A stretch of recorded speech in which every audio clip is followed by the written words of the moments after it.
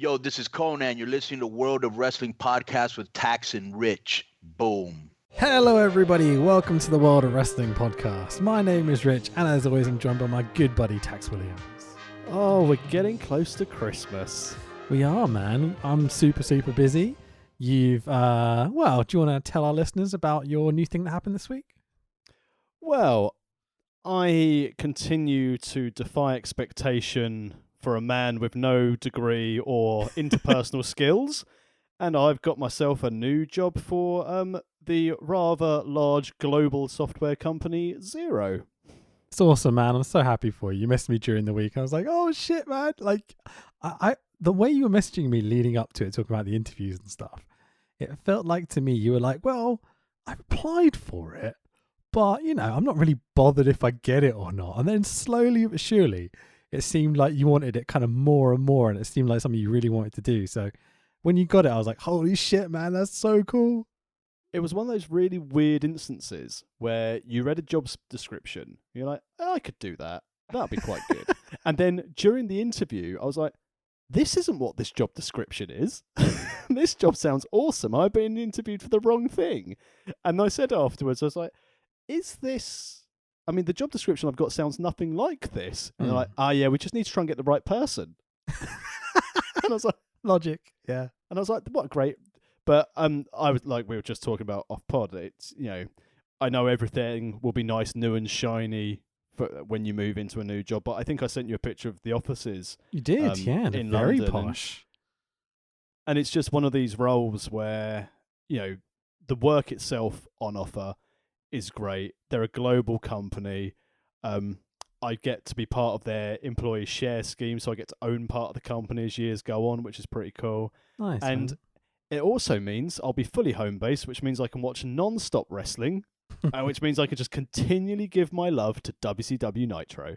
Got one hand doing taxes, the other painting miniatures, you know, eyes on the wrestle tour. You know? And at some point, just make sure nothing compliance goes wrong with the software and go, how did you let that slip through the net? I was painting a goblin. I'm sure that's a reasonable excuse, right? Yeah, exactly. I mean, I'd be out on my bum quite quickly, but I'll just go and work at Games Workshop. Dude, legitimately, we had a meeting on a Friday for Wrestle Talk where we just basically what are we going to do today and what we can do over the weekend and how's it all going to work. And they got to me and I'd done all my work and I was like, I'm going to make a 40k list. And they were like, finally, something interesting to talk about. And how did you get on with your cult? Because you were Gene Stealer Cult. Because that's what people listen to the wrestling pod for. Mate, my Gene Stealer Cult get wrecked every single time I take them on the table because they're fucking terrible. They are the ultimate glass cannon. When you sent me that you were using Gene Stealer Cult, I was like, No, I'm aware. Is this a joke? I'm aware of the reputation. It's more that I looked at all the models and I read some of the stories about the backgrounds of those particular armies and stuff. I was like, oh, these guys are for me. And then I started using them and comparing the stats to Space Marines. It was like, I've made a mistake. Well, to not go on it in too much more detail, I had a bit of a result because as some of you who follow me on Twitter will know that sometimes I chat a little bit about Blood Bowl, which is a Games Workshop game. Welcome to the Warhammer podcast. Fuck wrestling. It's overrated. But I'm for the next season I'm going to run a dwarf team. I've called them the Greybeards because I'm getting old. Beautiful, and I'm tiny. But there's a special character which is the Death Roller. And that's a Forge World model and it's been out of stock for a while. It's about 50 quid. And I was like, I can't really justify this to my wife. But then I found a company that makes models in Spain called Vortis Models. And they've created their own version of the Dwarf Death Roller that was 11 quid. And it's an awesome model. So I've ordered it from Spain. And that might arrive in time for Christmas for a little painting project. But on top of painting, I'll be watching a lot of professional wrestling, like there was in the 17th of June in 1996. Nice transition, friend. Yeah, we should probably talk about wrestling for our wrestling podcast. You know, it's called the World of Wrestling podcast. It's what it is. If you followed us on the social channels as well, or if you don't and you still listen to this podcast regularly, we noticed that we've topped 10,000 listens to the pod this week. How overall. insane is that? 10,000 times people have clicked that play button on our podcast. It's bonkers to me. I mean, I know my mum's been in isolation since her brain op in January, but she's got to learn just skip track rather than repeat. It's me just hitting refresh 10,000 times, you know. There's a bot somewhere doing it for us. Yeah, it's called Louis. I employed him. Anyway, so this is part 7 of the formation of the NWO series. Part 7 of 10. So we're getting towards the end of this series, man. We're getting closer and closer. This is go on. I was going to say, it's been a wild ride so far, with some great content and then some pretty naff nitros until there's one moment in a nitro that goes, that was awesome. What a great show. It tends to be the pattern, especially for like the last 5 or 6 shows, you know?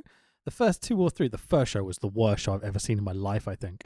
Then there was like 1 or 2 really fun episodes where stuff was happening. We're getting like Regal and Sting and Eddie Guerrero and Dean Malenko and, you know, the NWO stuff on top of that. Then there was this kind of dip. And then Great American Bash was really fun. And it was good to have Louis on the pod to kind of have a different perspective almost. You know what I mean? But this show, it's a bit of shit, isn't it? This show was an advert for the repeat of the pay-per-view. Yeah, I think that's fair. So it's WCW Monday Nitro, the 17th of June, 1996. We are at the Richmond Coliseum in Richmond, Virginia, USA. USA. Exactly. 5,638 people in the crowd. Not bad. We've got basically, we'll get onto the commentary and stuff in a bit, but yeah, this show, it's didn't hit the heights of even like the worst of the Nitros we've seen on the last few. There's moments that were fun. Yeah, they tried to give away an old Mania match for free, as we'll get to, and they tried to repeat the fantastic barn burner of Mysterio and Malenko again on this week's episode. But it just seemed to be notable players who have been featuring up to the Great American Bash are not there. We don't have any sign of Fire and Ice because one of them's fire, one of them's ice. I've got a list of those as well. Yeah, go on. Who else? We're missing Fire and Ice. Do you get it? We don't have the Blue Bloods in here. No Blue Bloods. No. Not really any appearance of Sting. No Sting. No Luger. Oh, thank God. I've enjoyed Coach Wicked and Will Power's Luger loving on the Twitter feeds. They're idiots. Great. They suck. They're the worst human beings in the world. I love you. I love the USS Intrepid. See, that was a moment. It's just the rest of his career that's fucking useless, you know? He had more prominence when Kenny mentioned him on Impact. Kenny did the helicopter better than Lex did it. I'm going to say it now. How are you finding that? How are you finding this crossover? Because let's be honest, this show will cover. It's not great, so let's do it. You know, we can deviate a little bit. Yeah, How are you finding this Impact and AEW merge, considering that every single time AEW mentions Impact, they bury them through Tony Schiavone? I would say the highlight of Impact was the ads with Tony Khan and Tony Schiavone, whatever. We've increased Impact's viewer rating from 1 to 6. It was so good, man. It was so funny. There was the very first Impact where they had one of those ads. Tony Schiavone had a line where he went, I did a show for TNA once, and I left the wrestling business for 20 years. Like, oh, it's so funny. I'm enjoying it. I wish it was with New Japan, not with TNA, Impact, whatever, you know? Because I tried to watch that first Impact show with Kenny on it, and I was like, yeah, the bits with Kenny are fun, and there's some reasonable wrestling, but I don't give a shit about any of it, you know? Like, yeah, the big problem with Impact at the moment is they're 9 months behind. Because remember watching SmackDown and Raw at the PC when there's no fans, and don't get me wrong, I like the idea of the Thunderdome. The product WWE are putting out at the moment is absolute dross, but we need it to keep going so you can keep a job. 0.5 for Raw in the 18 to 49s, 0.5. I go with the argument that, a lot of the big advertisers don't care, they just want numbers. But but as you said, you're looking for, when we can return to it, that live market. I know the TV deals are important, but they're doing fine on Fox because Roman Reigns is a big name doing a good character, but they've just essentially flipped it. Raw is the B show, and they don't give a shit. I'd be furious if I was USA. Yeah, definitely. Yeah, you've had the A show this whole time, then Fox of all people come along and steal that from you. Essentially, I'd be fucking furious. But But I wonder if the whole idea, the long-term game plan, is try and get Raw onto Fox, and so by essentially not trying, USA might either let them out early, and Fox going, we'll give you a bit more money just to bring your terrible 1.5 rating over to us. off to the One America Network, mate. You know. Away. So I was having this thing. I was thinking about this the other day, and we will talk WCW. We'll just round this up a little bit, and we'll get on with it. We're just taking the piss, lovely listener. But you know how WWE have one of the top 10 subscribed YouTube channels in the whole entire world? Yes. Seems odd that they wouldn't put their TV shows in that very popular YouTube channel they can make shitloads of money off. Exactly, and you can't monetize wrestling on YouTube, as we've said several times before, but WWE seem to do all right out of it, and that's the thing, isn't it? You get all the Lana, Lashley, and Rusev segments you had in the summer when it was the wedding, and that got 3 million views. Yeah. Can you imagine the money they get for the 3 million views? I mean, I can very much imagine the money because I've looked at the Wrestle Talk analytics. I have an idea of how much advertising makes on YouTube, and you've got to remember the WWE have got billions upon billions of subscribers. It's insane how many they've got. Exactly, and I think that going forward, you'll have Raw on the network and highlights on YouTube to make them the extra money. There are other avenues out of American TV networks. Do you know what I mean? And I think this Access is where TV. Dude, are you sure? Yeah, I don't know where you could find it. You ask your TV and it says why. So funny, man. So, on commentary tonight for this Nitro, we've got Bobby Heenan, yay, Tony Schiavone, yay, and Larry Zbyszko, yay. So the first hour is Tony Schiavone, Larry Zbyszko, and the second hour is Tony Schiavone and Bobby Heenan. No Bischoff. And why is that, Tax? He had an accident with a table and a stage and an outsider. He certainly did. A couple of outsiders, if you will. So when we first started this series, I posed some questions to you, and now we're kind of we've hit that second pay-per-view. We're about halfway through. I thought we'd revisit these questions until maybe we then revisit them right at the end of the series, you know? So the first thing I posed to you was, is the in-ring wrestling of good quality? Overall, how do you feel about the quality of the in-ring work that we've watched over the last 7 weeks? It's Marmite. It's either brilliant or shit. Yeah. There's nothing that I go, that wasn't bad. There are a couple of good spots, but it's either, that's hilariously terrible, or crikey, Guerrero, Sting, Flair, Mysterio, Malenko are pretty good at this time, aren't they? Yep, absolutely. The other one was, who have they suggested would be the third man? And this one seems very clearly it's Sting or Luger to me. Yeah, they're the two they're pushing. More so Luger to start with, because of the dissension they had leading into Slamboree at the start of this series. But they're the only two we've suggested. I mean, only because we know they keep on for the last 4 weeks name dropping Hogan. And like they said again on this show, Hogan's called us and he's put his name in the hat and he says that we need him, he will come and he will battle for WCW. And it's like, why do they keep mentioning Hogan? And when you look back at it, you go, here's all the clues. The Hogan clues are there. But at that time, and to completely detach it from when you were there, it's just a case of, Hogan's noncing off at another TV show. Bloody hell. Yeah, because he's not been on any of these shows. He's done a few video packages, and there's been a Hulkamania banner behind someone, or on a locker. There's a couple on this show where there's a Hulk Hogan scarf or something. I think it is over one of the lockers. But that's about it. They bring him up in the occasional promo or vignette, and that's really the extent of Hogan's involvement at this point. I'm wondering at this stage as well, because I read Controversy Creates Cash, but I can't, and obviously there was a lot of talk of Sting originally being planned to be the third man. Yeah. But I can't remember if it was mentioned in the book or because it's been quite a long time since I read this. We're almost 10 years since I last read that book. Do you recall how near to Bash at the Beach that it was decided that Hogan was going to be the third man? So I listened to Bischoff's podcast about it maybe a year, 18 months ago. And Oh, sorry, spoiler alert, Hogan's the third man. no way. I think every wrestling fan in existence knows, right? Someone's cursing. It's like, well, I was waiting for the final 4 bloody episodes of your podcast, you assholes. Anyway, so Bischoff talks about it, and he says literally up until that night, he had Sting ready to go to be the third man. And Hogan came in literally at the last hour and was like, okay, let's do it. Let's pull the trigger.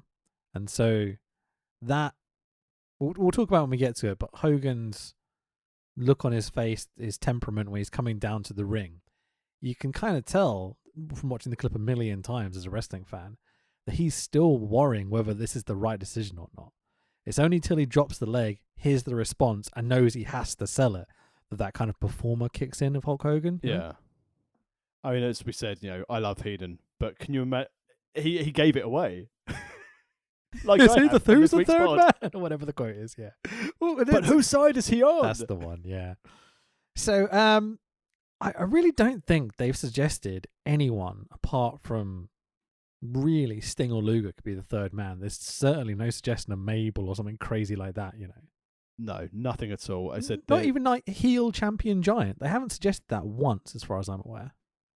No, his first mention came in his promo in this episode of having potential beef and war with the Outsiders. Yeah. So, the other two things we wanted to talk about as we go along were firstly the commentary and what we thought of it. And I would say the commentary has been fucking outstanding every single week. It's been funny, informative. Like, they're flying by the seat of their pants and they've got no script, no information or whatever. But they've done such a good job, especially Zbyszko and Schiavone for me have been amazing. Like, Heenan's kind of calling it in. Bischoff obviously is the head of the table, he knows what's going on. But I've grown so much respect for Tony Schiavone in '96, and Larry Zbyszko I think is hilarious. The first hours of these Nitros since they've gone to 2 hours have been really enjoyable. Like we've said on previous pods, which you can go and listen to on our archives at worldofwrestlingpodcast.com. Please do. The Bischoff and Heenan dynamic is purely selling the story, whereas Tony and Larry, it's the total Luger. It's the Lex Luger. It's got the informative parts of the wrestling. It's got the backstory. It's got the actual calling the spots in the ring. I really like these two as a duo. And it's interesting when you look towards the Attitude Era, how everyone goes, oh, JR and King, they were outstanding. And I know that this duo potentially isn't long for this world as time goes on. They transition to 3-man booth, which I think takes a lot away from it in the future. Sure. But together, for hour one, I remember that Tony was really good, but I never had the appreciation I do of Larry Zbyszko on commentary as a heel commentator. He's brilliant. Yeah, I only really remember kind of commentary for WCW kind of 98, 99 when I started watching WCW specifically as well as WWF. So Mark Madden. Yeah, sure. So I'd never really heard much of these guys 97 and 96 in this sort of time period. And they're so great, man. Really, really fun. The other thing is what's the production like quality wise, and it's very hit and miss. I think Nitro's production is outstanding. It's really, really fun for the times. Lots of pyro, light, lit well. We'll talk about the ring and stuff in a second because it changes for this show. But the pay-per-view production is pretty terrible. Shoddy. Very shoddy. The difference between Nitro and pay-per-view is really shocking, and I wonder why that's a thing. I wonder whether TNT... I know what it is. Go on. It's because for Nitro, they use TNT cameras and production team, whereas for pay-per-view, they had to use their own staff, which is why you see them do end credits. Because even like the video packages and the way they move the cameras around and stuff is very different on pay-per-view to Nitro. Nitro and TNT's production is generally really, really good. Yeah, and again, from a business standpoint, it helped the WCW bottom line. I know it all got bundled in as sundry other on the TNT sort of balance sheet and P&L side of things. But the fact that you had those resources, that you didn't have to dip into your own company budget, was a case of, here's your resource pool. What do we need for TV on Monday night? Oh, we need to send these production guys down to like Richmond, Virginia. We're going to go and do TV. Sure. And they'll go, great, we'll go. Yeah, I imagine it's kind of like a bit of a break from doing NFL or NBA or something. It's a bit more chilled, you just point the camera at the ring, wait for the best. Guaranteed 2 hours and you're out, not like an NFL game. Sure. They're nowhere near the level of WWF production at this time. Like nowhere near. WWF crew is trained and screamed at relentlessly, I imagine. So they get perfect shots consistently. They're just so well trained. The WCW lot are good. It's high quality, but it's not wrestling production. It's just here's sports. Production. Sports. Yeah, exactly. So we'll revisit this when we do Bash at the Beach, maybe just right at the end, just to kind of see if anything massively changes. But I doubt it will. So, yeah, I really want to have this discussion. Cheers, man. I'm happy we agree on most of it. I think, and let us know at World of Rest Pod, dear listener, if you agree, if you can spot any other clues that we've not seen so far for the third man. Be interested to hear your thoughts. Yeah, sure. So on this night, let's run through the show. There's not much to talk about, but there's a few funny bits, I guess. There's a dark match. Do you see this with Conan and Jim Powers? Oh, I did not know this. No. Guys, we don't get Conan on the show. We don't get Eddie Guerrero on the show. We don't get DDP on the show. Good point. Yeah, no DDP. No, we don't get Kevin Green. We don't get Hall or Nash. Kevin Green not being there is understandable, though. No, of course. Because he's selling that big fish, the halibut. Tony Schiavone welcomes us to the show. WCW Monday Nitro erupts on the air. Yep, he said that. We are coming to you live from the state capital of Virginia. The best fact they could find out about Richmond, apparently. At the Richmond Coliseum. 2 solid hours of the hottest television program in the entire world. Wait, they're showing The Bachelor? Again, there's no story putting over it. It's just, here we are, we're big, we're good, please watch. It's okay, but it's not the quality of Vince or JR or whatever, It's quite a cold open, really. It's a case of, here's Nitro. At least he didn't stumble over his words too much in this one. Tony's definitely starting to settle into this weekly live production stuff. No, he's just erupting into your screens. I love that both him and Larry Zbyszko, when they cut to them, have got polo neck suit jacket combos. I'm like, ooh. I feel we need this more in our lives. I mean, when wrestling starts again in 2022, it's going to be great. I can't wait. They start to put over, the stories that are happening. And Zbyszko has a really good line here where he talks about picking up skinny little Bischoff, not impressing him. And those 2 clowns are not welcome back here. So they're still putting over the NWO stuff. And this is the nice thing with Zbyszko. He's fully heel unless it's about his employer. Yeah. Then it's deadly serious of the united against a common front, which I think is obviously a precursor to WCW versus NWO. Yeah, that definitely works for his character. Do you know whose character that line doesn't work for? Everyone else. Kevin Sullivan, mainly. We'll get to your favourite wrestler a bit later. Jesus Christ, man, that promo. We'll get to. So, I mean, at least he was on the show. Sure, yeah. They definitely prioritize the Mongo turn on Kevin Green here. This is obviously the big story from the pay-per-view. And they do a good job of talking about it and basically lead us straight into our opening match, which is Rick Steiner versus Stevie Ray. They're doing the classic, 2 guys from a tag team having a singles match, and it's all right. As they call it, the Marty Jannetty match. Where they murder someone and hide. He's got that red, white, and blue running through his veins, man. Cold Sting, Steiner Eyes. It's great. Stevie Ray is in the purple Harlem Heat gear. Looks so good. Delightful gear for Harlem Heat. I love the effort here with just the look of those guys. They look so cool. The way him and Booker come out every time, they look so unique, I do like the fact, though, that they made such an effort. Dogface Gremlin comes out. He's like, "What the fuck? Just wear this. Wear my beach robe. This little jacket's a bit cold here in Virginia." So it's this point when the match kicks off. Stevie jumps Rick. I noticed the ring is different. We've not got the light blue with the yellow kind of Target WCW logo in the middle anymore from the old spinning set.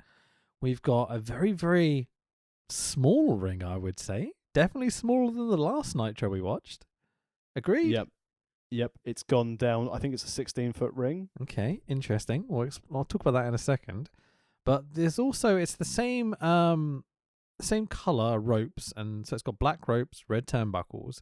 But now we've just got a plain kind of grey, very WWF looking canvas, to be honest. It's almost that light blue WWF sort of canvas, you know? It's what happened when they ordered their canvas on Wish. It turned up without the logo. They were like, fuck. So what difference does the small ring make to a wrestler? Well, you notice this more from wrestlers going from WCW to WWE, because I think WCW used, I think it was either 16 or 18-foot ring, and WWE have always had 20-foot rings. I wondered whether this arena was particularly small, so they had to use an even smaller ring than usual. Because the set, like, only one set of pyro was working on the set, for example. Someone got fired at TNT for that. It could have been. At least some of it was working tonight. If you are so used to working in one type of ring and move into another. So, I mean, prime example from my standpoint, I'm not even trying to compare myself from stepping up from WCW to WWE, but I've been only wrestling since I came back in an SEPW ring, which is a very decent size, big ring. And then I went and worked up at Wrestling 4. And again, they were using the Fight Club Pro training ring for the first show that I did for them. Right. And it was so much smaller. It was a case of, if I was doing 3 steps running the ropes, I was like, bloody hell, I can actually do this with my tiny little legs. But it did make a huge difference being in ring and taking bumps and stuff in that tiny little ring, because you've got to be so much more aware. And if you're crawling to try and get submission holds and feeding to looking for that camera to sell the moves and to try and reach the ropes, it's a case of almost anywhere in that ring you could reach and get the rope. So it does restrict your storytelling. And also, if you're not used to working in it, it can lead to, as we saw in this show, quite a few cock-ups. Yeah, there's definitely an adjustment period, I would say. Yeah, timing was off on quite a lot of these matches. So basically in the match, Stevie misses a big nothing off the top. Rick Steiner gives Stevie a clothesline for the 1, 2, 3. And you're like, oh? That's a Steiner line. Bruh, he didn't even come off the ropes. Isn't that how he's meant to do it? Look, Steiner line. He just clotheslined him and pinned him. And I was like, okay. I mean, I thought this was a very odd opener, to be fair. Very, very short match for 2 quite important tag teams. Yeah. But it was all about the follow-up. It's all about the follow-up for this. So immediately Booker jumps in and destroys Rick with a fucking axe kick thing. He's just... the athleticism of Booker T in 96 and the fact they did not push him until much, much later is an absolute travesty. This guy was primed and ready to go back then. Well done, Russo, spotting a star. Don't you dare. That's maybe the only good thing he ever did. I don't know. Scotty out for the save. Throws himself over Rick to stop Booker from coming off the top, and Booker kind of jumps down, looks at him and goes, what? And then that's the end of the segment. It's like, what happened? Well, hang on, no. Booker went for the Harlem Hangover. Yeah. So, he's hitting all the finishes, and he's injured Scott Steiner. And remember, Scotty is in the main event. Yeah, they don't mention that at any point. Did you notice that? Nope, it's only when... Oh, no, tell a lie. No, they did.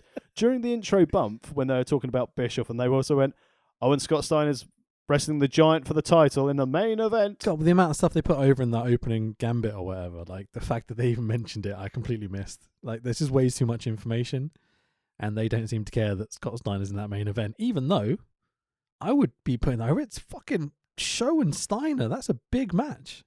Big dudes. Is it? Well, it's a big dude match. Is it big in this time? Because in 96, dude, that's the heel champion who Giant's been pretty damn good the last few weeks. I would say he's actually impressed me. And Scotty is definitely on a roll. You know, he's been put over strong recently. I enjoyed hearing back in one of Pritchard's podcasts how they were looking to split the Steiners and push Scotty in the Luger place before they signed him. Oh, he'd be so much better in that role. He's so much more aggressive, and he seems like a douchebag backstage from the stories I've heard or whatnot. But as a character on screen, I think he's one of the best heels ever. Can you imagine Scotty flying down in a helicopter slamming Yoko? Are the propellers with the trajectory heading up on the little powerboat? And Scotty Steiner couldn't have said anything about Yokozuna because he would have gone straight for fictional heritage of one of the man from the islands and accidentally been hideously inappropriate. Yeah, Scotty has a few. I say accidentally. But first, let's hear from American Mouse. American Mouse. They have this promo, right before we go to advert. And Riggs, completely emotionless, goes live tonight on Benoit. The males, we're coming for business. Can we analyze this sentence? They've been watching Green and Mongo and decided to get on a piece of that bandwagon. They calls themselves the males. Just in case there was doubt. Oh, so good. Coming for business. I think I might have a splicey here. Live tonight, Arn, Benoit, the males. We're coming for business. Like the males, they always deliver. But then Bagwell, like, I know he's not perfect by any means at this point. I'm trying to think of a different word, but that's the word that's come to mind. But his promo, at least it's like a sentence. You know, he goes, look, sorry, I can barely talk. Look like, all right, Briggs.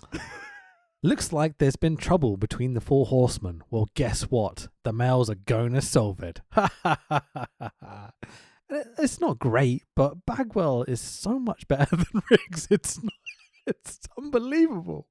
It's amazing why one ended up in the main event and one ended up in the flock. Yeah, sure, man. Do you know that Riggs has got the clap? You know that ECW gimmick? Yeah. Yep. Good stuff. So we come back from ads and my heart immediately sinks. Disco Fever. Disco Fever. We have to sit through another Disco Fever performance. Performance is a very good description of a Disco Inferno appearance. I noticed this time he had a disco ball that lowered from the ceiling and I'm like, did they just have money to burn? I guess we know the answer to that being TNT, you know? Smaller ring. More money to buy gimmicks. Yeah, sure. So, Disco does his promo. And, hey, Tax, do you want to see Disco Fever dance? That's what I paid my money for. No, this character does not get over. It's not funny. It wasn't funny then. It's still not funny now. And the fact he's one of the components that ended Goldberg's streak in WCW is still sickening to me. Yeah. So the match is Disco Inferno versus Joe Gomez. You might be like, who's Joe Gomez? Well, he's a guitarist from Motley Crue. Is he? He looks like that. He looks like he's a guitarist from a hair metal band. Yeah, sure. So commentary tell us that Joe Gomez is one of the lads that Arn and Flair beat up in the corridor last week. Oh, whilst abusing Mongo's wife in the locker room. That's the right, one. Yeah. Yep. So here's his big match on Nitro. You know, his big debut. Disco hits a swinging neck breaker. Disco dances and checks his hair for the 1,000th fucking time in the match, rather than going for the pin. So Disco lazily pins Gomez. Gomez turns it into a crucifix pin for the 1, 2, 3. The winner is Joe Gomez.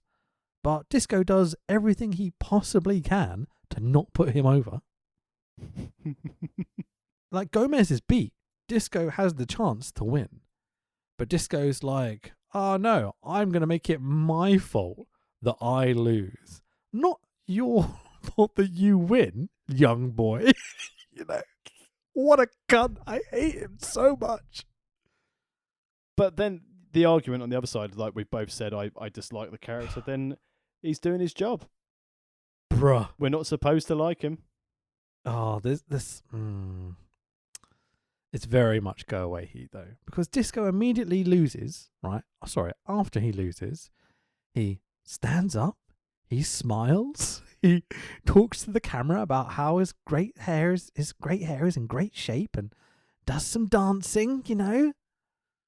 So what's the fucking point then? Why is he booked to come back next week in a kayfabe sense? Because he's got disco fever. Ugh. I hate it so much. I hate the man as well. I listen to him on Conan's podcast sometimes. I'm like, this prick is everything that's wrong about pro wrestling. Yeah, he is the modern day flat earther. Yeah, sure. Should we move on? Yeah. Enough of my bitching. Disco fever. It's the best gimmick ever, innit? Imagine if he had a 5-star at Bash. Jesus. Who knows? Has he ever had a good match? No. Good. I've never seen one, and I've watched a lot of WCW. We cut back from ads to Ric Flair and his harem of ladies backstage with Mean Gene. He's got Miss Elizabeth, women, and now Deborah McMichael too. No Mongo though, so he's just hanging out with Mongo's wife, backstage. Classic Flair. Banging. God. Clanging and banging. That's all he's doing. Did you know that Ric Flair's fucked all your wives? Woo! And this time he's paid money to Mongo to fuck this one, so we're promoting prostitution. Yeah. I mean, Flair looks great in the green and sparkles, but it's starting to wear a little thin, Tax. But we're getting to the point we need to with Flair. We're going to get our WrestleMania rematch this week. Mate. Okay, we'll get to it. Horseman music kicks in. The 4 horsemen, well, 2 of them, Arn Anderson, Chris Benoit versus the American males of Mark Alexander, Bagwell, and Scotty Riggs. The horsemen are insanely, and I do mean insanely over here. Oh my God, they're meant to be the heels, but they're getting cheered so strong. For a heel faction, they've done a great job. Yeah, absolutely. They're meant to be hated, right? But literally, they step out, crowd explodes. They do a clothesline, crowd explodes. It's like they're so over. When Arn pops Bagwell off the apron in a cheap shot, a dastardly heel move. I mean, I don't know if it's just so good, the Horsemen, or how much they hate in Virginia what can I be described as questionable sexual preferences of the American males. Yeah. I mean, that is it. If you want to talk, you better not listen. You might wind up in critical condition. American males.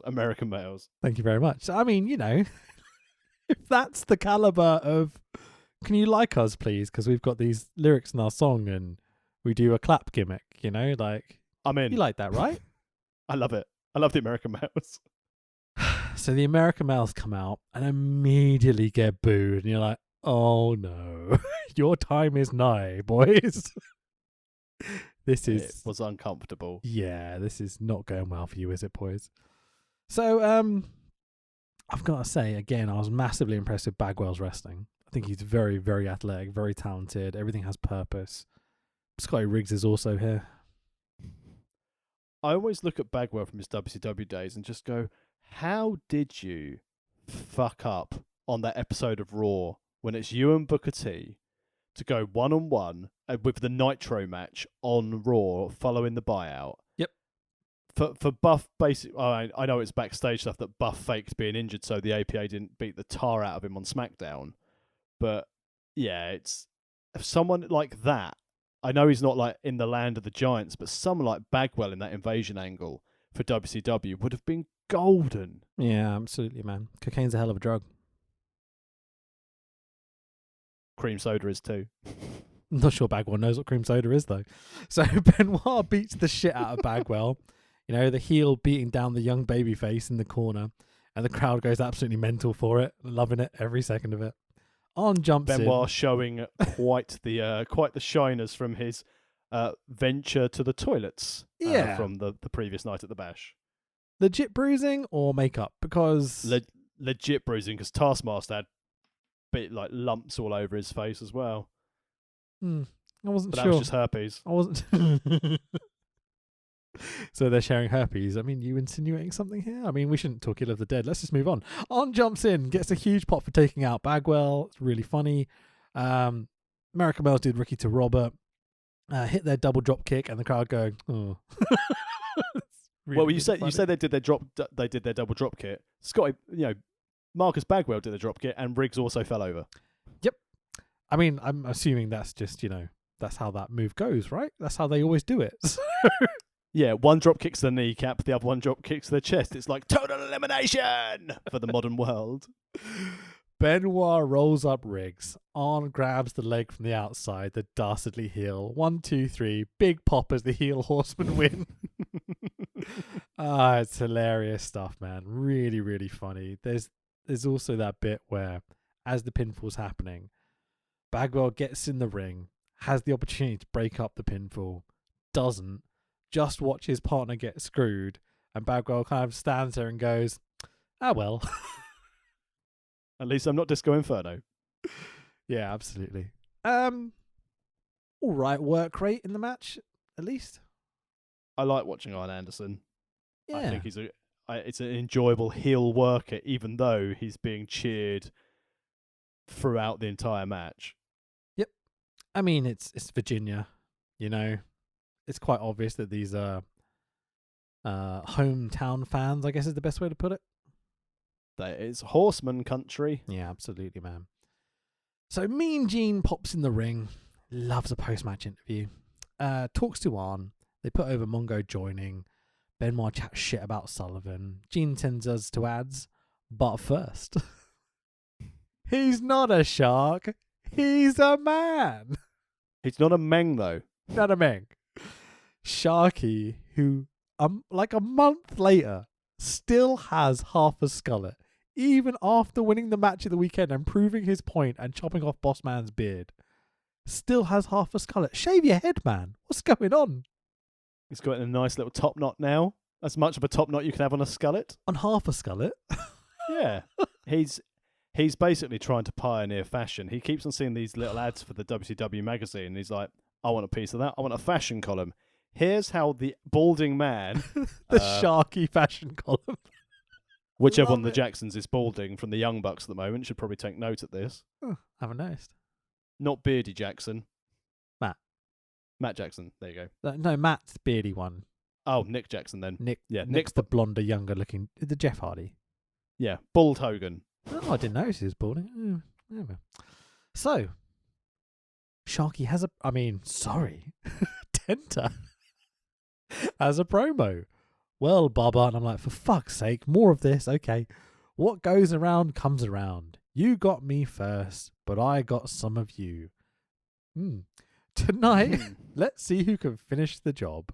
And I'm like, yes, it's going to end. But, like, that was just a tease, because it doesn't fucking end, Tax. Welcome to the 10 series episode of John Tenta versus Big Bubba with known racist Jimmy Hart. As we look at this feud in great detail, because the NWO wasn't what turned WCW around. It was Tenta versus Bubba.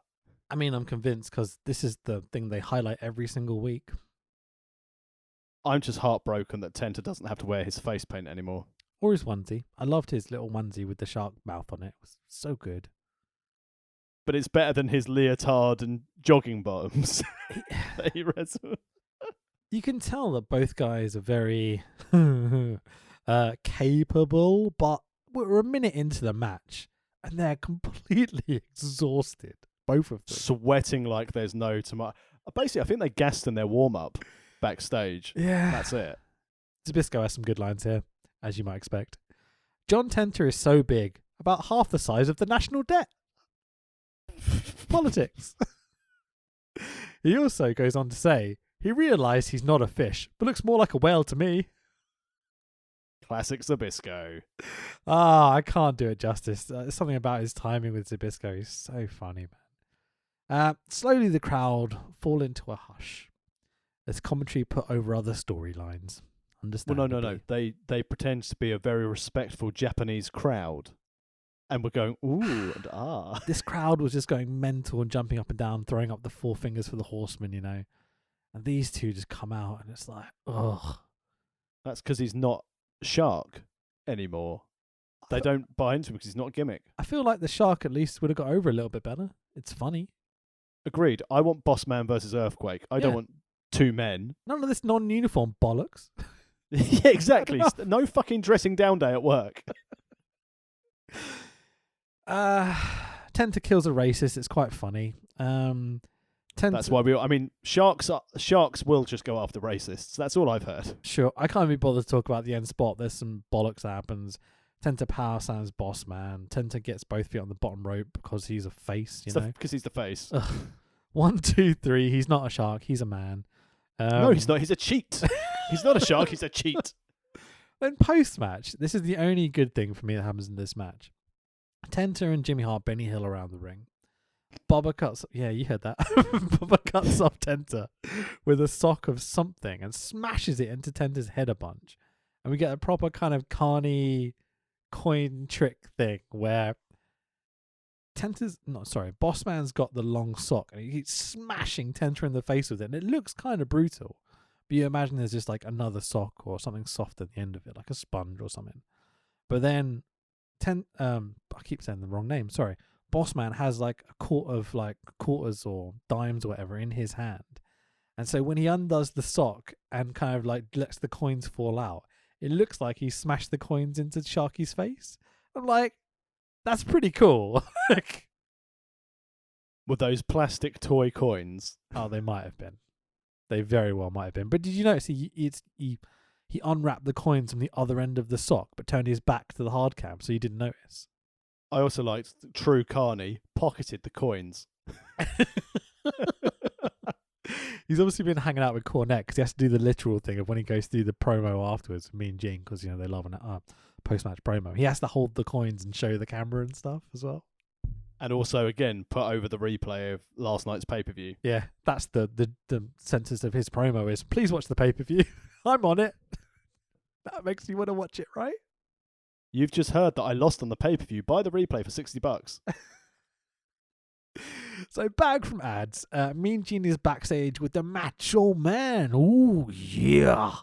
Macho is it's a Not his best promo. No, it's a latter stages Macho, so you know. Have you been having counselling, Randy Savage? Yeah, the doctor says I'm OCD, one cool dude. It's like, all right. Yeah, I popped at that line, I'm going to be honest. Probably not for the right reasons, though. Yeah. It was not good. I mean, who really cares, though? It's Macho Man. He can talk whatever he wants. It's the Macho Man. He's the coolest man alive. And we're heading back to WrestleMania 8. Dude, this is kind of painful to see. So, pomp and circumstance kicks in. Macho makes his entrance. As does a little countdown clock in the bottom right-hand corner of the screen. Yeah, so we're going into the second hour, but we don't get the cool little dynamite graphic anymore. It's just a countdown. I was actually quite disappointed. I also like the fact when it started going 5, 4, and Shivani goes, we've got about 19 seconds. Coordination. WCW is not exactly known for it, are they? And then the pyro goes off and scares Macho Man half to death. Yeah, the hour 2 pyro kicks in, which if you haven't been listening to this series, this is a thing that WCW did. You know, second hour pyro just kicks At in. 1 hour 47 into the broadcast. Macho's on the Sorry, ramp and he's like, 47 holy minutes into the shit, broadcast. there's pyro everywhere. He looks terrified. I swear they don't tell people the pyro is going to kick in just to fucking pop them, you know? Outstanding. It's I pop for hour 2 of Nitro. Yeah. I love it. So Macho diverts over to the commentary position. Oh yeah, we hadn't mentioned who joined because obviously it's hour 2. Yeah, because as Bobby Heenan is starting to join the commentary position to replace Larry Zbyszko, Macho wanders over because of what's happened at Great American Bash, that Heenan was the coach for the Horseman team. And Macho chases Bobby Heenan down to ringside. And you've got to say, the Benny Hillness here was outstanding, man. The way that Macho goes around the ring to kind of cut Heenan off as Heenan gets in the ring. Then Heenan has to bail over the top rope to the outside, taking out a few camera operators on his way back to commentary. Worked perfectly for Heenan. Back to the old Weasel side of Oh, things. it's brilliant, man. So super slapstick silliness. Like, Heenan's sell here, fucking hell, man. He's so good. Easily the best. I mean, I've always waxed lyrical about how much he is my favourite all-time commentator, and him and Guerrero is still the best duo, I think, on commentary, especially when they did all their primetime wrestling stuff. But just as a personality and a character, it's so good to see, and I really hope something similar to a Heenan character. No one's ever going to top him, but because someone like AEW has been really big on actually having managers, I really hope we get that sort of a character. Because at the moment, the managers are all, top badasses. You've got Tully with FTR and Sean Spears. You've got Taz with Team Taz, and they're all just tough guys. You don't have any little weaselly shitheads, which I think is a really important thing to have for a manager. You don't want to have a manager like when Taz put Cody in the Taz mission. You want a manager to punch someone and then do no damage and shit themselves. I was kind of hoping that Vicky Guerrero might fill that role with Nia Jax. No, that's the Nyla Rose. Nyla Rose. I'm sorry, they're all kind of similar named. Anyway, but like even this week on Dynamite, Vicky jumps in the ring and starts laying in boots, and you're like, "What are you doing? You're meant to be the cowardly, like, excuse me, like funny heel manager." I enjoyed, and this is the thing, not many people are obviously going to be familiar with the work of Tex Williams, but when I was managing Coach Wicked, Heenan-isms were what I did. I'd run away, I'd do a cheap shot, I'd hide, I'd sneak, I'd distract the referee. Yeah. The only time I really got involved and did any offense, I did one against Doug, great, and then I did one against Meathead when he went into the crowd, and I went and clubbed him in the back. It did no effect, and he did some kind of like Bray Wyatt walk backwards at me, and I obviously shit myself and fell over. Nice. Classic awesome. heel manager. That works for me, buddy. So, we get a rematch from WrestleMania 8. One of the greatest WrestleMania matches of all time. On Nitro. The day with after. No advertising. With the day after a pay-per-view with no advertising. I'm like, yeah, eat your heart out, WrestleMania 8. Nitro's good enough for Flair and Macho now. What? I was very disappointed watching this match. I love both guys so much, and even in 96 they're still pretty good. But yeah, this didn't do it for me. They even fucked up throwing Flair off the top rope. Yeah. It's just nothing. It's like they deliberately went out to have a shit match. This is the only thing I can imagine that they were like, they're bringing in Hall and Nash. They're going to get Sting or Hogan to do this. Fucking hell. What should we do? I know, let's fuck their ratings and deliberately go and have a terrible match. Other than the big elbow, it's... and a continuation of the add-on of Mongo. It's like, what have they done? What have they done to one of the classics? You know how Vince basically pushed Macho out because he was like, look, you shouldn't be working anymore. I always thought that watching Macho in WCW was like, this is definitely not the person I remember from 92 to 93, 4, whatever, when my personal favourite Macho Man matches I've seen. But then he's the Macho Man. He could always pull it out the bag somehow, in some way, and I always wondered whether Vince was wrong to do that, and whether he could have been an asset to them. Seeing him versus Flair and knowing how good their matches can be, and this match, I started to think, yeah, Vince was right. This is not good. Because we know Flair can go. He's had some really good matches in the last few shows we've watched. Yeah, he was pulling dead weight around here with Savage. And I think it's interesting that, especially at that time period, Vince knew when people were done.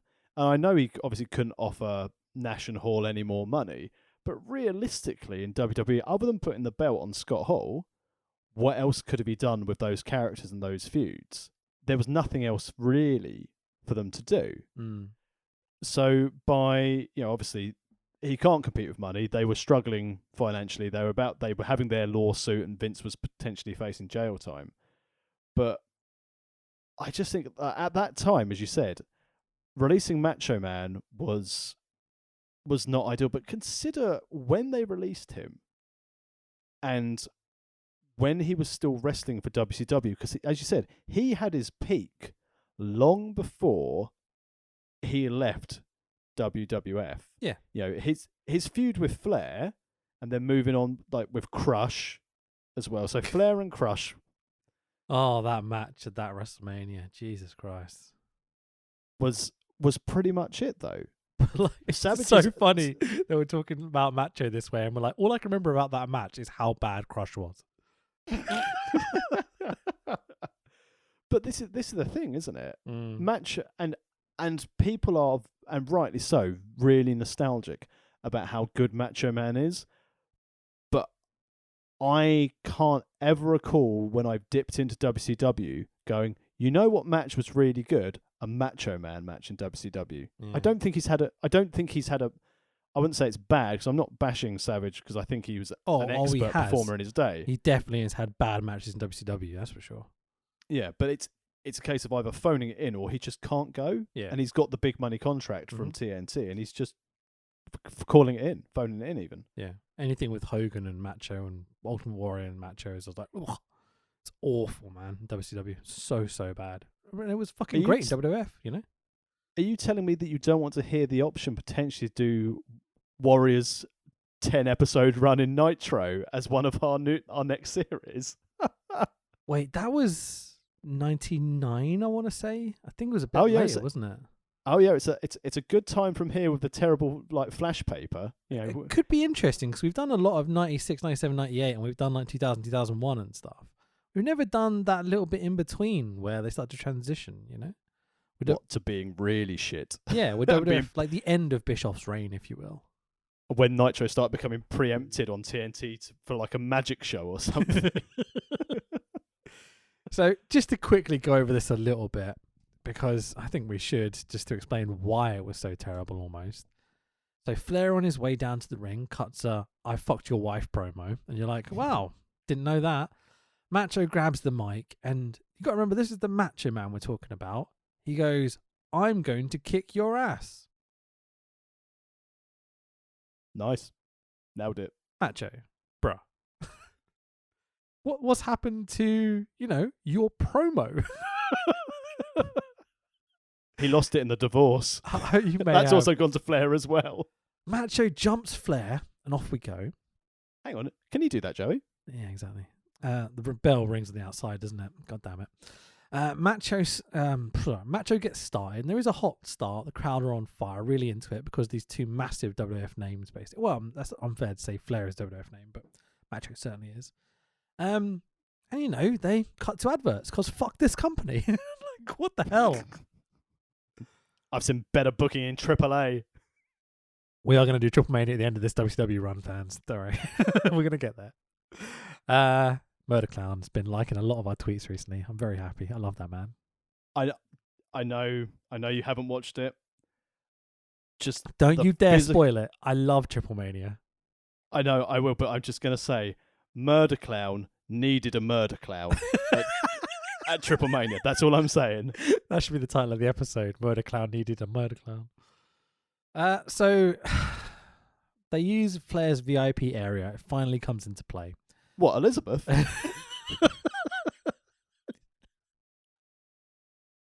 That was great. Macho smushes Flair's face into the vegetables, etc., etc. Champagne goes flying, and Schiavone out of nowhere goes, "A little bit of the bubbly." Yeah, I was like, it's a hell of his time. Schiavone is great. Fucking Jericho stealing more people's shit. Yeah, maybe so, man. I do have a note here that says WrestleMania 8 was 5 years before this match, but watching this match makes it feel more like it was 15, 20 years before this. I think that's a good way to sum up the wrestling. I think because Savage wasn't into it, Flair wasn't. Yeah, and they botched so much shit, man. Small ring. Yeah, I mean, these guys are used to 20 by 20s and stuff, aren't they? So, who knows, man. They are squeezing a lot into the time they've got as well. There's no pacing here. Like, I've complimented Macho about the magic and the storytelling, the art of professional wrestling. Same with Flair. They're not doing it here. They're just doing high spots. This is like an NXT match almost. And also, for Flair, he's having to lower himself. He's just worked a match with Kevin Green. Yeah, yeah, absolutely. That sounds. I know you're joking, but it's kind of factual. Kevin Green he's a was big impressed star. with how Macho looked here. Yeah. There was heat. The crowd were into it. You know, by this point, like we've come back from ads and the crowd have settled down and they're going, "Oh, this is not like WrestleMania 8." And that's the problem. I think this was the problem that WCW found, and I know this was going to be, we're on the verge of our run of our 83 weeks of victories starting, but this is the problem they had with these big WWE stars, is that a lot of their marquee matches, they'd had them before. They'd had Starcades now with Hogan and Savage, and you're going back to the Mega Powers. Yeah. When you've got that back at that was WrestleMania 4, WrestleMania 5, wasn't it? Mega Powers. Sure, don't remember. It's one of those because 3 is obviously Hogan Andre. 4 is the rematch, I think, of Hogan Andre. Was that 2? I think that was 2, and then 4 was the tournament. Yeah, 4 was the tournament. 5 was Savage, and then 6 was Warrior. Yeah. But yeah, so you're going back to like WrestleMania 5, and we're at what, WrestleMania? So like 12 and 13. Yeah. 12. We've just had 12. Yeah, going into 13 in 2007. 2000. Yeah, because it's 2000? Austin. Sorry, 1997. Austin Brett's 97, isn't it? Yeah. Yeah. So this is why the crowd aren't into this. This is why you can put it on a TV show, because it's familiar, but it doesn't matter. Mm-hmm. We get to the point where both lads find the need to cheat in the match. Flair uses a pair of nunchucks. Nunchucks? I wish. That would have been amazing. He starts doing ninja spots. No, he uses a pair of knucks. Macho Steve Blackman came out. In the green and gold with his harem of women. Harem? With his head cheese hat on. Oh, fucking hell. Macho does a low blow. Could you do that, Joey? Ref bump. Yep, ref bump. Macho lands the elbow. All 3 women in to try and stop Macho landing another elbow, and he's like, "Call for the man!" Dives onto them anyway. Tommy Dreamer style, "I'll have all of them, I'm hardcore." Luckily, the women all move out the way, so he lands the other elbow. It's kind of weird that Flair's rolling to his side when Macho lands the second elbow, so he literally like crushes his chest. Those bitches need to watch the Merge Clown. He wouldn't have moved. The World of Wrestling podcast. We're PC as anything. Out come the Horsemen. Macho fights them off until Super Mongo arrives. With the Halliburton. Smashes it over Macho. Arn drags Flair over Macho Man. 1, 2, 3. Ric Flair's the winner. Horsemen beat up Macho a bit. Hang on, they were faces a second ago. Yeah. Is there anything more to say about this? It's just kind of disappointing, really, isn't it? It's a bit sad to see. Bit of a mess. 7 on 1. Crowd dead. Yeah. Which is embarrassing for a Flair and Savage match. Yep, it's the worst of what WCW are accused of doing in this time period. They've just got names that you'll recognise, and they're just putting them in matches. They have a great storyline between these two. They've been building up around the NFL. They've really, I say great. It's been good. They've been telling the story at least. And they're just like, night after the show, first time Macho's back. Just put it on Nitro. Who cares? It's not going to pop a rating without being promoted. Considering that one of the key things they promoted at the top of hour 1 was the whole idea that, and we're going to draw a lottery to see who's going to face these intruders. It's not like the tournament worked, to be fair, mate. I know what you mean. But they could have drawn an audience, even if they said on the pay-per-view, and tomorrow night we've just heard it's going to be Flair and Savage. I know that would have taken away from the main event, which was the NFL boys, but it just seemed a waste. And I think because it was just a throwaway match, because obviously Flair's nowhere near booking at the moment, and they needed to get Savage on TV, they probably went, Flair and Savage, and both of them were like, "Are you kidding?" Dude, even in 96, this is 96, right? Yeah. Even in 96, it's Ric Flair and the Macho Man Randy Savage. These are names that non-wrestling fans know. This is a main event match. But not for fucking Eric Bischoff, it's not. I wonder again if this is the start of Flair and Bischoff's beef as well. Their disdain, because, as you said, their main event caliber talent rocking around. And yes, okay, it's the start of hour 2. You've got the changeover to have those known names if people are flicking over from a different channel. But then make sure they're up for it. Yeah. Even if the match is going to be shit and you know it's going to be shit, surely you have enough respect for these two guys to put them in the main event if they're going to do this rematch from WrestleMania 8, you know? And this is the key as well.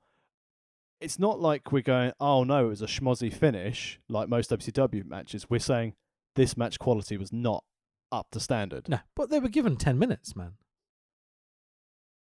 10 minutes too long. Well, maybe Which so. hurts to say. But But you can see them trying to forcibly cram as much shit into this as they can. And they've got to tell this story in this very short amount of time. And it feels like this was kind of the end of it as well. Like, I don't think it will be. I think we'll get this going for the next few weeks. But I feel like maybe someone's just going to take the legs out from it, you know? Well, I think it does end because of what happens at the end of the show. Oh. They needed to blow it off going into the bash at the beach. I don't remember. Well, let's just carry on. So, Mean Gene has a backstage thing with Giant, you know, and known racist Jimmy Hart and Sullivan, my son.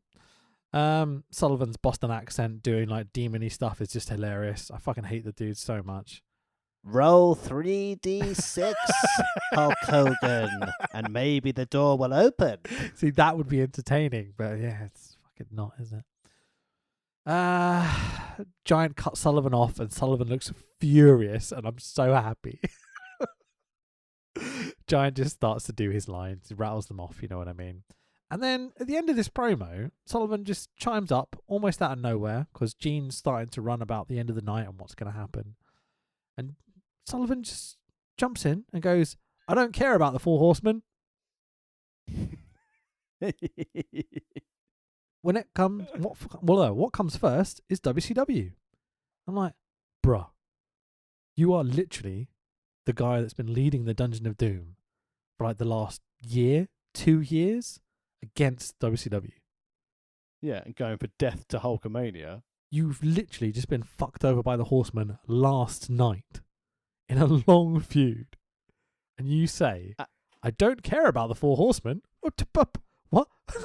What comes first is WCW. He is the worst character, the worst talker, the worst wrestler. I fucking hate him so much. But he wears yellow like Hogan and face paint like a tiger. God damn, dude. Good thing there was some wholesome content after this.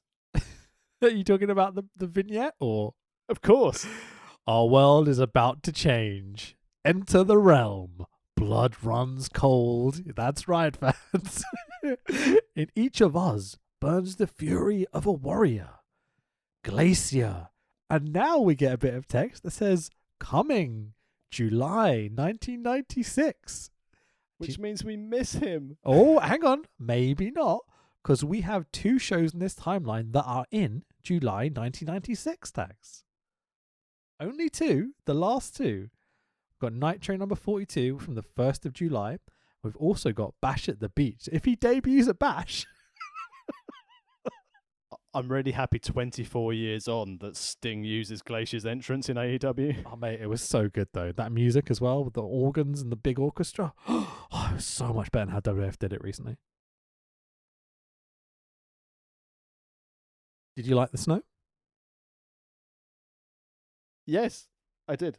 Sorry, no. My wife has just entered the arena and is banging in the background, if that's what you can hear. That's fine. Doesn't matter. Carry on. That's Yeah? okay. Hiding festive goodies, Ooh, interesting. but not for me. Oh, disappointing.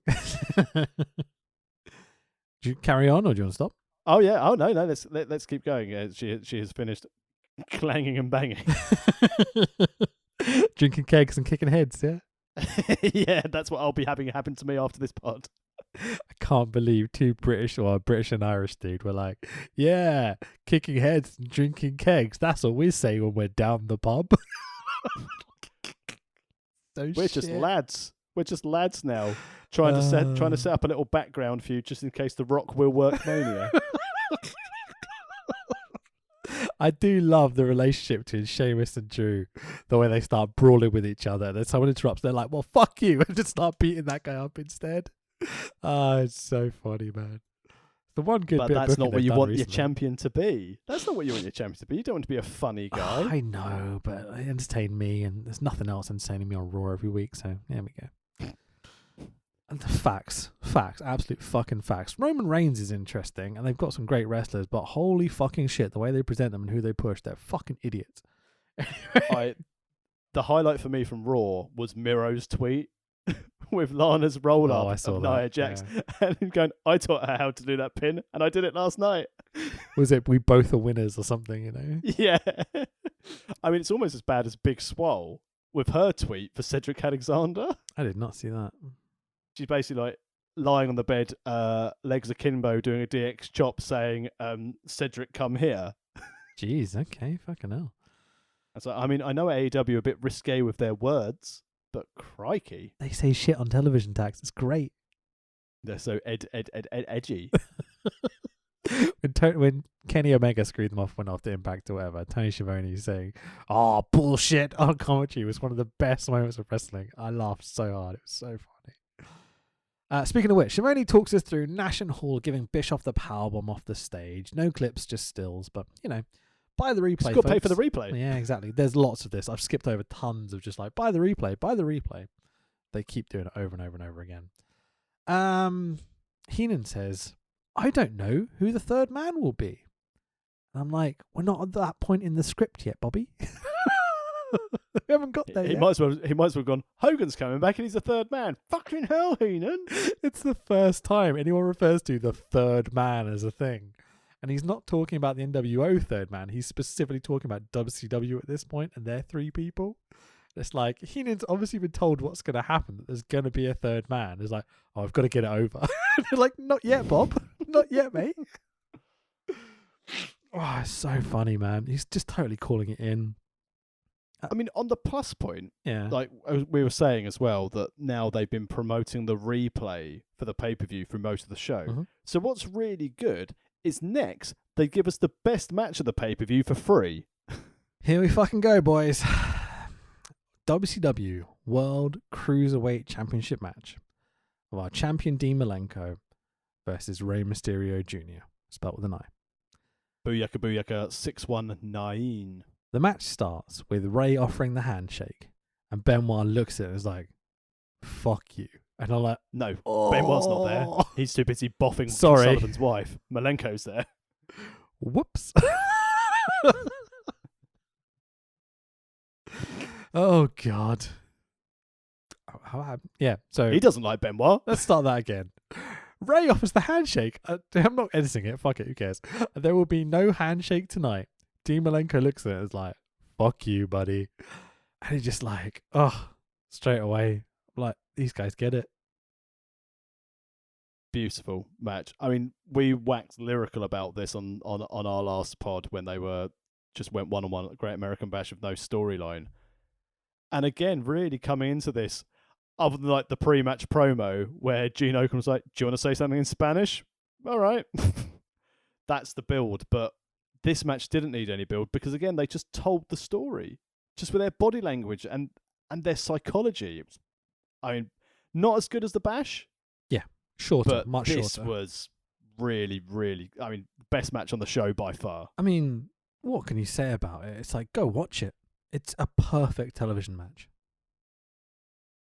People would watch Raw if they had this on there. Yep.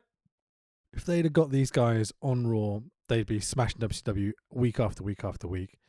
And the fact that Bischoff had them, didn't fucking do anything with them. Absolute You know what? travesty. I put it out there now. Re-sign Dean Malenko in modern day and put these two in the ring. We bet them the shit you see on Raw every week. Yeah, maybe, man. There's a couple of little bits I wrote down because, again, it's just like the match is so good.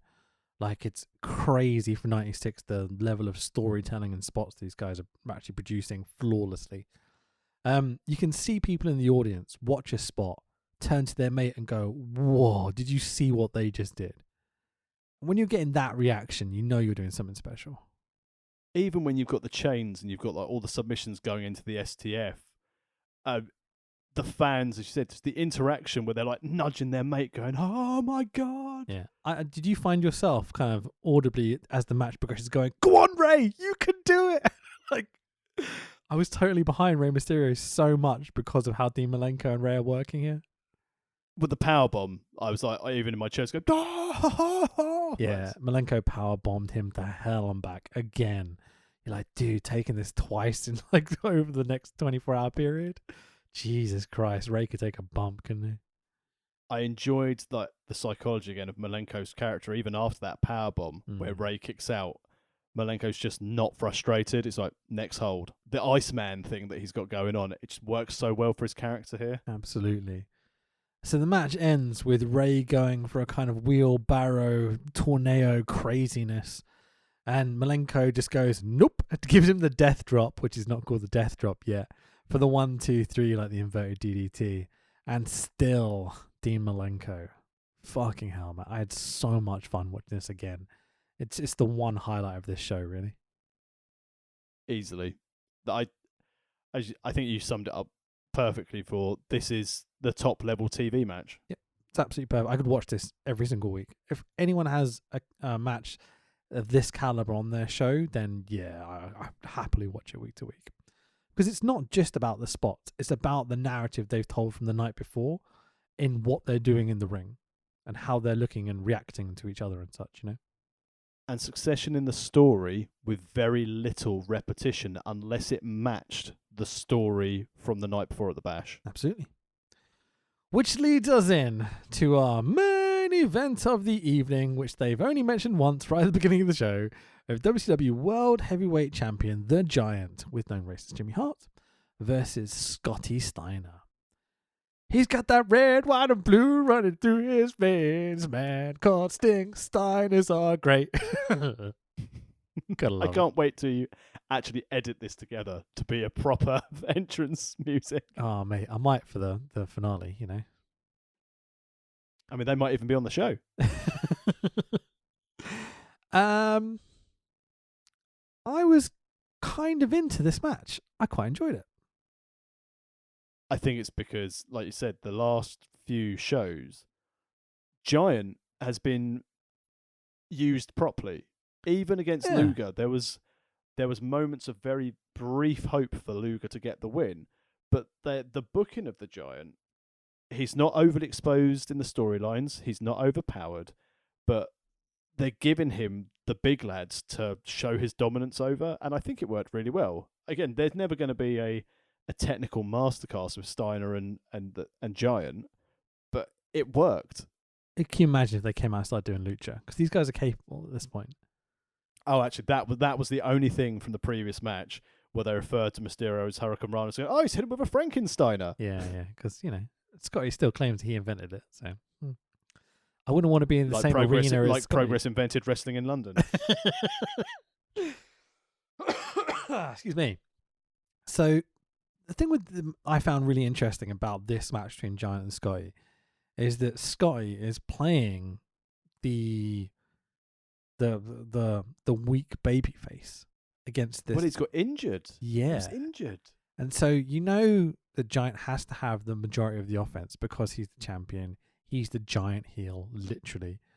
And so Scotty comes out with the taped up ribs, and you're like, you couldn't just sell for him, could you? You've got to do this, to make yourself look good. You know what he's doing, right? I love face mentality of, I've got an injury, so I'm going to put a big, obvious marker to my opponent to go, look what's hurt. I mean, he's wrestling Fire and Ice the night before. It's obviously too much for him, Do you get it, by the way? Well, had he been using Fire and Ice, he wouldn't have had hurt ribs. He's got that electricity, so it's obviously dangerous with Fire and Ice, Hurts your ribs. But, deep heat. Yeah, sure. So it's an absolute... wait, Scott Norton? Deep heat, fire, get it? Because he's... Yeah, okay, good. Exactly. And then an ice pack. Fix Scotty ribs straight away with electricity. Oh, fucking hell, I'm tired, man. Jesus Christ. I find anything funny at this point, I think. There's a massive Hoss fest going on. It's great fun. Giant goes after Scotty's ribs and dominates the match. Then, what's with the custom wooden chair that Giant has? He's using this week after week. Why a wooden chair? It's stronger, more stable. Than steel? Recycled from trees he ate. It's an odd choice of gimmick to have a wooden chair when, wrestling, solid steel chair, all that sort of shit. Round his head with the balsa wood chair. I mean, the chair explodes because it's wood, and that's kind of a fun visual, I guess. But could you not gimmick a steel chair, maybe? Maybe he had obliterated Duggan's 2x4 to turn it into a nice piece of furniture, and that's for a later feud. It's like his homage to Duggan in every match. Is that what we're saying? Yeah. Oh, wasn't I've Doug- got pretty tired legs, so I'll sit on this chair, man, like a giant. Wasn't Duggan on one of these shows? Not this show. No, like WCW with this run. We've Hogan, not Oh Hogan. no, we've had Duggan. Yeah, because Not for a I think in while. the early doors we had the story about why he carried the 2x4 to the ring. Yeah, he's been very missing the last few shows. I've just realised. Yeah, because he was with Regal to start with before he moved on to Sting. Yeah, it'd be interesting to see if we get him back because I like the occasional, maybe not in '96, but I like Duggan matches. I think they're fun. I wonder if he'll be one of the 6 men to be drawn out of the hat. Imagine. Who's your top 3 guys? Well, Duggan, obviously. Duggan's a third man. Duggan and Mabel. He had a WWF contract at one point. It has to be in the main event, right? That's how this works. Oh! Scotty cuts off Giant enough to distract Giant from the wooden chair that's in the ring.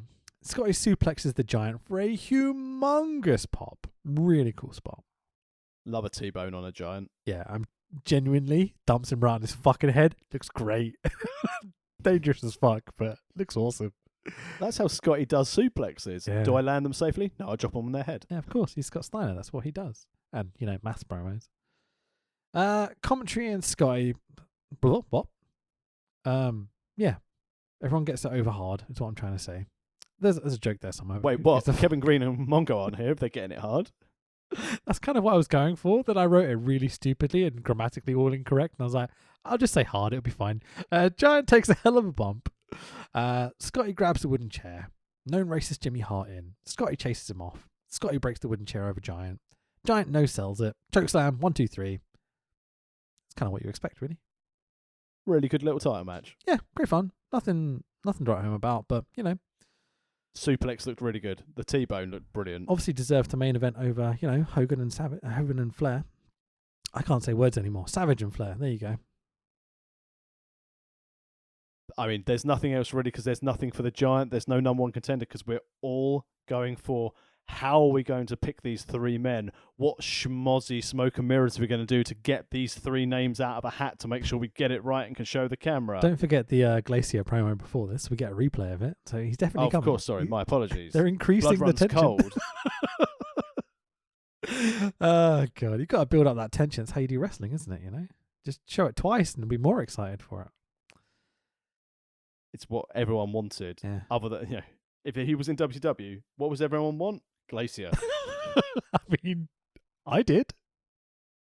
Everyone did. So Mean Gene on the rampway, where for some reason he regularly has segments where he just stands on the rampway. It's an interesting choice. Not backstage or in the ring, where everyone can see, for example, but on the ramp. WCW have chosen their 6 top men to take on these outsiders, as he says. The first use of the word outsiders, from what I remember. I can remember them calling them outsiders. We've had invaders, but we've not had outsiders before. And he's definitely coined this term because they repeat it in the second sentence. He goes, so WCW Analytics in 1996 suggests the best people to take on Hall and Nash are these 6 men. Hogan. It's really good that fucking AI has improved since then. Because they've been using analytics back then. So these are the 6 guys that they pulled out of the bag, basically. This committee of WCW twats or whatever the fuck it is that's selling us this. Duggan. Gets cheered, obviously. No, not Duggan. So he mentions Hogan. Big boos. People do not like Hulk Hogan here. I think it doesn't hurt that we're in Virginia as well. Home of WCW, NWA and stuff. Boo Hogan. Well, they knew. They're good. They're a good judge of character. Yeah. Yeah, I mean, to be fair. So, Mean Gene, being the professional he is, before they have a real chance to get the boos going, immediately says Giant. You're like, oh, we're meant to boo him. So the crowd kind of simmer down. It's like, fuck. So it's Hogan, Giant, Flair, massive pop for heel Flair. Lex, Sting, massive cheer for Sting. And Savage, and like, you just lost. What? He's the main event. I mean, literally, WWF, Giant, right? Dominant champion. Flair, okay, yeah, we understand, but he's got his own stuff going on. Lex, WWF, right? Sting, big WCW face champion, has to be there. Savage, WWF. So out of those three, it's pretty obvious you're going to choose Sting because he's the big baby face, right? Yep.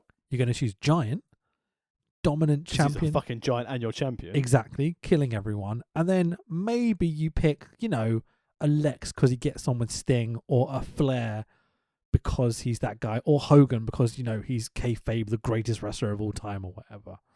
But they choose these three guys to represent WCW against these outsiders will be, in this order, Lex, Macho Man Randy Savage, who's just come back and lost, and Sting, which is the only normal, sensible choice. I wish they'd done this as like the WrestleMania 8 panel, and you could watch Sid's really bad selling if I didn't get booked for the match. Ooh! I got away with it, I mean, for those pesky kids. How can they possibly justify Lex and Macho being in these three when they've got those guys? Yeah, they should have gone Sting, Giant, and either Flair or Hogan. Yeah. I mean, logic makes none, It's kind of stupid. But this was the end of the episode. Gene just goes, pick these three names. Yeah, neither Lex, Macho, or Sting come out to be like, oh, wow, look, we got picked. It's just Gene standing on the ramp talking for 5 minutes. And it's not even a time we had guaranteed contracts and a set number of dates. It's just a case of, we just won't use these boys tonight. They worked pretty hard at the pay-per-view last night, especially Savage. The guys are still getting paid to not be there. It's so fucking dumb. It was not good. So just to kind of polish this turd off, Gene throws to Schiavone and Heenan, who talk it over a little bit. Heenan sends us off with this magical line of, remember the Gulf War? We were the outsiders in Kuwait, and we kicked their tails. Don't sell anybody short here. And I'm like, that comment didn't age very well, did it, Bobby? Yeah. Wasn't when we mix war and because I always hate it on the WWE stuff after 9/11, and JR would always go, and we're airing on the armed forces networks, go and kick some ass, guys, then come home. It's like, God, just leave politics out of it, guys. You're just men in pants touching each other. We don't need a political message. Do we not need, who would be president this time? 96. Clinton was 96. Thinking it was Clinton. It might be the end of Bush Senior. 96. Elizabeth Bush Senior, as opposed to Bush Junior. We definitely need Clinton impersonators in the crowd, don't we? Like at WrestleMania 10. Oh, it was definitely Clinton because that was WrestleMania 10, wasn't it? Yeah. Yeah, because IRS and $1 Million Man were with him, weren't they? Yeah, they used them well at WrestleMania 10, didn't they? Fucking get them over. So, this show is not the best we've done. This is probably the worst one out of the bunch, right? Apart from that first pay-per-view that was absolutely Apart terrible. from Slamboree. Yeah. I mean, Ray Malenko was good, and seeing Steiner T-Bone the Giant was quite good. But other than that, nothing happened. We had a WrestleMania Classic ruined, and we didn't see any members of the NWO. We did have another clue, as you said earlier, where Heenan mentioned the words third man, and we did have the first term of outsiders, so they're starting to build the shape to it. And more importantly, we got a double Glacier promo. As you say, no Bischoff, no Hall, no Nash, no DDP, no Sting, no Kevin Green, no Fire and Ice. Do you get it? Still no Eddie Guerrero, no Duggan. But he's in Japan, isn't he, at the moment? Yeah, I think he's already won. He's won the J Cup by this point. He's on his way back. He should be on one of these shows any day now. He's definitely, maybe not this week, because I think he won that Sunday, because I talked about it at the pay-per-view. But he's probably having to fly himself back, so he's going to be stopping over in a lot of individual countries to make the flight cheaper. There's a good chance of it, to be fair, with WCW this time. But he might be doing a tour of Japan after the tournament as well, because, he likes wrestling and probably doesn't want to come back to WCW yet because he knows he's not going to get the matches, even though he did wrestle Flair earlier in this series. So, who knows? To cornflake this, it's a solid 2 cornflake for me, purely because of Malenko and Ray upped the ranking. There's nothing. Unfortunately, it was fun to watch because it was a bit shit at times. Sharky and Bubba in the role of the jizz sock with coins. That was quite good fun. Yeah, there's moments, and it's a fun show to podcast about because there's stuff to joke and be silly about and whatnot. But I'm hoping we get some more story development next week. Like, we only got a couple of weeks to the Great American Bash, and not Great American Bash, the other Bash. All that pay-per-views name the same bullshit. What's it called? Bash at Benoit's house. Bash at the beach. Ooh, dark. Anyway, so I guess I've got one little bit I want to talk about at the end. So I came away from this show starting to feel that I'm enjoying watching the show still. But what I can only describe as the WCW-ness is starting to wear a little thin. The newfound car smell has definitely gone from this trilogy. And I think that's because we've just had the same players. Leading up to Great American Bash, we had a throwaway week because they just needed to get to the Bash. And this week, because they need to get to Bash at the Beach, it's another throwaway week. I don't like tournaments or qualifiers, but even if they'd had we've got one place left for WCW, who wants it, and have like Sting against Luger to win that place to represent WCW, and then you've got more tension to teeter who might be like a dastardly heel out of the two of them. Had Luger beat Sting and Sting started brooding then who's going to be the third man? Then you've got another chance it could be Sting. Yep, and it's time. We've only got a few weeks, like, let's start doing it. Let's go. Pull the trigger already, But, I mean, at least cock the barrel. Maybe time. don't pull the trigger yet, but cock the barrel and load up the fucking ammo. Like, you know what I mean? Like, give us something to be excited about to tune in next week for. And it's interesting that this is the first time from an NWO storyline that there's an element of this story that doesn't really pop me because Hall and Nash aren't there. Yeah, that's the big problem, because every week that's been like the one thing that's kept us coming back, kind of, not coming back because we're going to watch it anyway, but you know what I mean? Like, that was what would keep me coming back if I was a fan watching it this time. One of the terrible shows just ended with the slap with Sting and Hall at the commentary booth. Yeah. That kept going. And again, that's enough. There's the foreshadowing. Yeah. But well, I thought we'd finish with something fun for you today, and it's not more of a game, it's more of a trivia for you. And because we mentioned he had 2 promos, I thought I'd do a little bit of a see if you can guess some of Glacier's appearances in Chikara. Okay. Now, Glacier has appeared in the King of Trios tournament twice, to my knowledge and research. Yeah. And as someone who followed the product, I was wondering if you would be able to remember who was his first team. So it was him and 2 others. Who was his tag team partners? He was a mystery surprise for this tag team. It was Old School Wrestlers, wasn't it? No, that's one later. There's a one before this. Okay, is this the Team Uppercut one? No, that's Dave Taylor.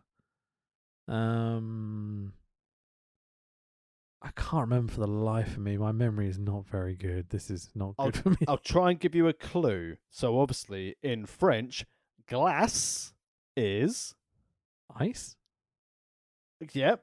So, and it's a form of dessert. Fire and ice. Can you imagine Fire and Ice and Trios with Glacier? I'd pay to see that. He teamed with Los Ice Creams. Oh, yeah. Awesome. I don't remember that at all, but that would be really fun. But then the one you mentioned to afterwards with the vintage wrestlers, can you remember which 2 wrestlers Glacier teamed with? I'm desperately trying to remember who was in that team, because I remember him being a part of it for sure. I seem to remember, like, it's not the Nasty Boys, but it's that kind of era of wrestler. Or a bit, they're more Attitude Era guys. Was one of them X-Pac? No. Because he was definitely a part of the 1-2-3 Kid or whatever. If you think to episode 50 and what sort of a frog splash I did.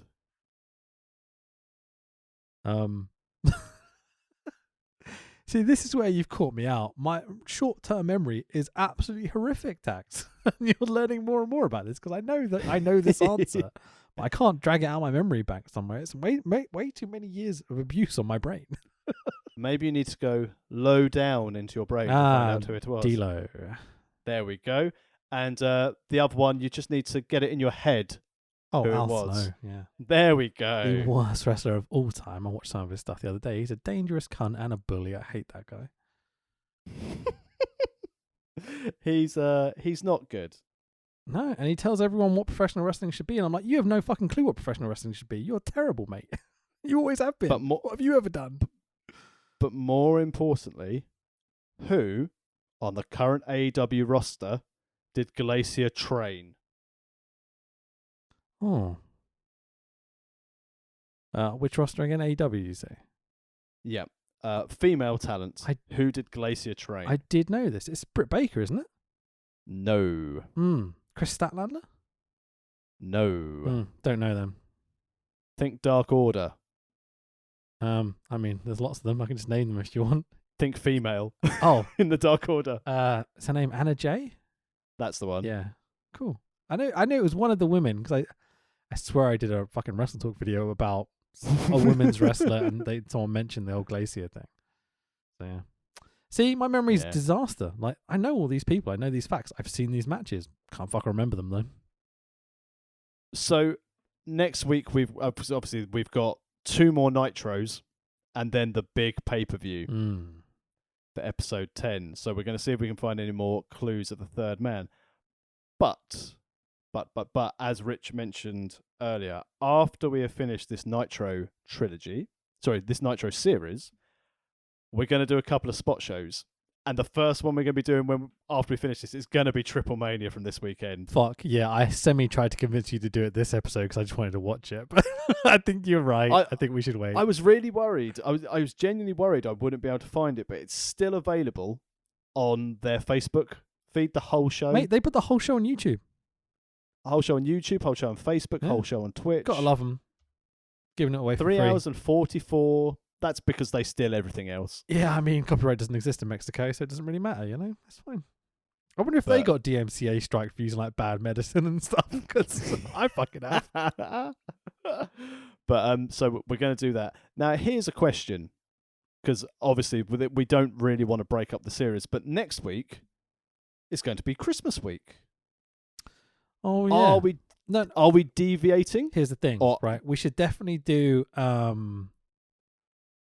I don't know. Yeah. Because we've got a few things we've talked about doing, but none of them are very Christmassy. That's the thing. We need to have... one of them is. One of them is very Christmassy. Hold on. How readily acceptable is it through me for legitimate streaming means? No, it's part of a storyline that's like 10 shows that ends with a very Christmassy pay-per-view. Balls. We've ruined it. Yeah, no. We didn't look at our calendars. Next year... tell you what, let's do... You've got time to watch a movie, right? Yeah, I handed my notes in today. I can watch it. Okay, let's do our regular WCW pay-per-view because I've got next week off. Okay, so I can do 2 days if you 2 sessions or whatever if you want to do 2 sessions, or we can just do it in one sitting. I don't really mind. But I've got the time to do it just about. So we'll do Nitro, just like a normal numbered episode. Okay. Yep. But we'll also do a Christmas bonus pod, and we will save that for when it comes out as a lovely surprise for our delightful listeners. I like the Christmas pods because they seem to get a lot better action than our actual wrestling coverage. They don't do as high numbers, but they get bigger reactions. Yeah. I'll tell you what, if you've got something you want to suggest to us at World of Rest Pod on Twitter, something either holiday or Christmas based that has wrestlers in it, almost anything is up for contention. But not Scooby-Doo. Well, that could be funny. No, I think we've done a Scooby-Doo and didn't go particularly well. So Tom was great. It was just what we were watching. Tom was we're brilliant, like, fuck, okay, good. We'll get Tom back on for a wrestling show at some point in the future because I'm intrigued to see whether he's got shit opinions about the wrestling as well as the movies. I love you, Tom. He knows that this is banter. It's all good. I spoke to him about it recently. Hi, Tom. We hate Scooby-Doo. I love the banter. That whole pod, we try so hard not to be like, mate, this is shit. What is going on? He's telling these lovely stories about bonding with his missus and everything. I'm like, what? Over this? Your relationship is nothing. Oh, so funny, man. Tom's a good boy, though. Jesus Christ. He's man. a lovely guy. Lovely guy. Right, let's end this. I'm tired. At World of Rest Pod on Twitter. I'm Fanboy Rich. Watch my shit on Wrestle Talk. Yeah, give it a thumbs up. I do Adam's List. I do all the streams. Just come chat to me in chat. We're doing a live stream for TLC this Sunday. Come talk to me. Keep me entertained. It's fun. Wrestling certainly. It'll be better than the product. Yeah. Go on. Who are you? I'm at the Tex Williams on all your social platforms for grown-ups like Facebook, Twitter, Instagram, but not Pornhub because they took down all our content because we're not verified. If you've listened this far into the show, lovely listener, make sure you listen to after the music because I wonder how many people don't actually listen to our awesome little outro we have. We started collecting funny clips that we put into these pods that, maybe there'll be some additions anytime now. Who knows? Everyone loves an Easter egg at Christmas. And that's why I kicked your leg out of your leg. Thanks for listening, guys. And again, seriously, giving us 10,000 listens is a real achievement for something that, as we've said several times in this pod, is just an opportunity for us to escape our day-to-day lives and talk shit about wrestling. So the fact that you've joined us for this ride and over 100 episodes of our pod has been outstanding. So thank you very much for coming along. Yeah, it's insane, man. Like, we only really get reports on most of the listens we get by SoundCloud. We don't get, like, for example, Apple and Spotify numbers and stuff. And so to suddenly see that we had 10,000 plays in our pod was just like, whoa, that's much more than I thought we had. That's crazy. So yeah, like that's just mental. Thanks, guys. Really appreciate you listening. Yeah. We will see you next week for episode 8 of 10 of the formation of the NWO. Yep. 24th of June, Nitro. Hopefully we get some story next week. So long, everybody. Bye-bye.